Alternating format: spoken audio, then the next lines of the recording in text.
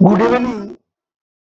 আজকে ইংরেজির 17 তারিখ সেপ্টেম্বর মাসের। আজকে বিশ্বকর্মা পুজো। তা স্টেট ব্যাংকের যে জুনিয়র অ্যাসোসিয়েটস এর পরীক্ষার ডেট দিয়েছে 20, 21 এবং 27। ম্যাক্সিমাম স্টুডেন্টদের 20, 21 তারিখে কমপ্লিট হয়ে যাচ্ছে। 27 তারিখে কিছু স্টুডেন্টদের থাকবে বাকি। তারপরেই আমাদের মহালয়া।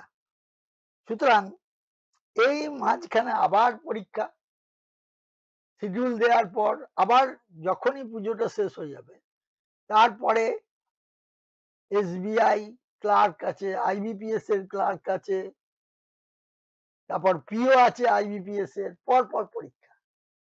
তা আমি এসবিআই এর যে জুনিয়র অ্যাসোসিয়েটস এর পরীক্ষা হতে চলেছে তার আগে আমার অভিজ্ঞতা থেকে একটু 2-4টে কথা বলছি যেটা অত্যন্ত প্রয়োজন এবং কাজেও লাগবে। সুতরাং একটু মন দিয়ে শোনার জন্য সবাইকে অ্যাডভাইস করছি। প্রথমে কোশ্চেনটি যখন অনলাইনে আসবে তখন একটু 2 মিনিট সময় লাগবে, পুরোটা একবার রাউন্ড দেবে, তাহলে কোথায় কি কোশ্চেন আছে সেটা তুমি জানতে পারবে। এবং করবার সময় যদি কোনো একটা কোশ্চেন মনে হচ্ছে শক্ত লাগছে ছেড়ে দেবে, পরেরটায় চলে আসবে। কিন্তু যদি ওই ট্র্যাপে পড়ো তাহলে দেখবে তোমার টাইমও চলে যাচ্ছে অথচ ওটা মিলল না। বারবার বলছি এই দুটো কথা। আমি আর কিছুদিন পরে সুপার সিনিয়র সিটিজেন হব, কিছু বছর পরে। সুতরাং এই বয়সে আমি পশ্চিমবাংলায় কেন ভারতবর্ষের কেউ এত অভিজ্ঞতা সম্পন্ন এবং কথাগুলো বলবে না।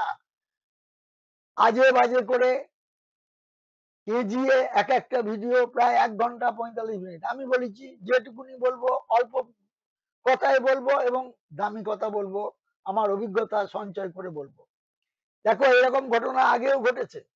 তাহলে প্রথম কথা হচ্ছে যে যেগুলো মনে হচ্ছে শক্ত এবং যেটা করছো দিয়ে দেখছো টাইম লস হচ্ছে, ওটা ছেড়ে দিয়ে চলে যাবে, অন্যগুলো করবে এবং একবার গোটাটা রাউন্ড দিয়ে দেখবে কোথায় কি আছে। অনেক সময় হয় কি টাইম চলে যাচ্ছে অথচ করতে পারছো না। হ্যাঁ, কি দেখলে লাস্টে গিয়ে দেখলে খুব সিম্পলিফিকেশন হ্যান ত্যান সোজা সোজা কোশ্চেন আছে, আমি অঙ্কের কথাই বলছি, বুঝছো, দিয়ে সেটা বাদ দিয়ে চলে গেলে তাহলে নাম্বারটা উঠবে। এখানে এত কিন কম্পিটিশন এবং এসবিআই এর কোশ্চেন গুলো এত ট্রিকারি। আমি একটা উদাহরণ দিচ্ছি তোমাকে, দেখো তাহলেই বুঝতে পারবে। আগে হয়েছে, আমার স্টুডেন্টের সঙ্গে কথা বলেছিলাম যে একটা ফ্লোর বেসড পাজেল দিয়েছে। এবার কথাই বলছি যে একতলায় তোমার ক্যালকুলেশন করে এটা বেরিয়ে, একতলায় এ আছে, দোতলায় সি আছে, 3 তলায় বি আছে, 4 তলায় ডি আছে। দিয়ে ওরা লাস্টে প্রশ্নটা করছে যে আমার একতলা থেকে 4 তলা নয়, 4 তলা থেকে একতলা, মানে নট অ্যাসেন্ডিং বাট ডিসেন্ডিং, ওটা দেখেনি। এবার ওটা দিয়েও উত্তর ছিল, আবার ডিসেন্ডিং দিয়েও ছিল, অ্যাসেন্ডিং দিয়েও ছিল, থাকে তো। সুতরাং খুব অসুবিধা।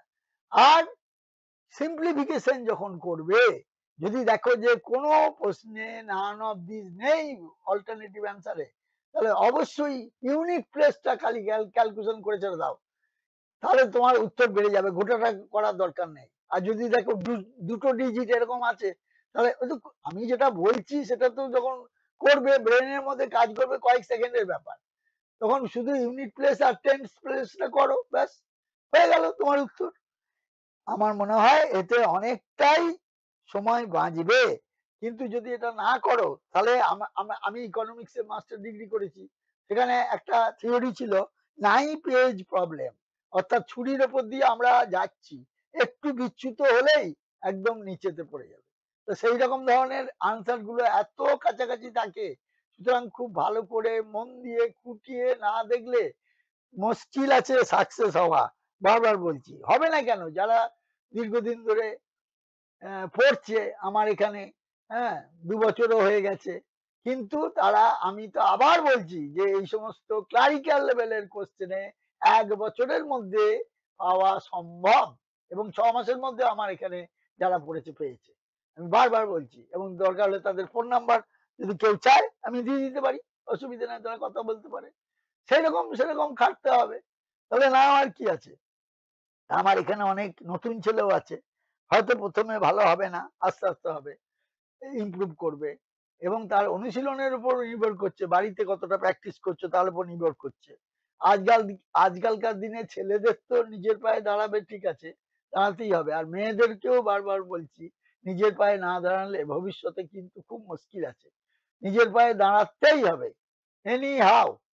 ঠিক আছে, তোমরা ভালো থাকবে। আমি বিশ্বকর্মা আহ, বিশ্বকর্মাকে স্মরণ করছি যে আমার ছেলে মেয়েদের একটু শক্তি দাও, ঠিক আছে, এবং তারা যেন প্রত্যেকে বিশ্বকর্মা হয়ে ওঠে। এবং এই ভিডিওটা প্রচুর পরিমাণে শেয়ার করো, সাবস্ক্রাইব করো। ভালো থাকবে, রাখছি। ওকে, গুড নাইট।